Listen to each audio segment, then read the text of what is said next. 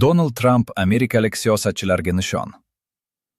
Ko'p yillar davomida Qo'shma Shtatlar prezidenti turli hukumat lavozimlarida ishlagan odamlar bo'lgan. Biden, Clinton, Obama, Bush, Reagan.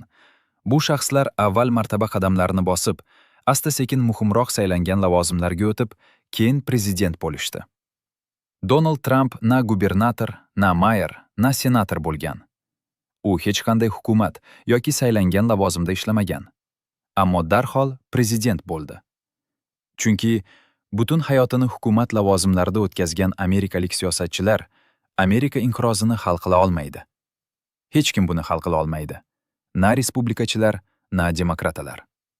Shu bilan birga amerikalik xalq biznesmenni siyosatchi emas, prezident qilishdi. U vaziyatni tuzatadi deb umid qilgan.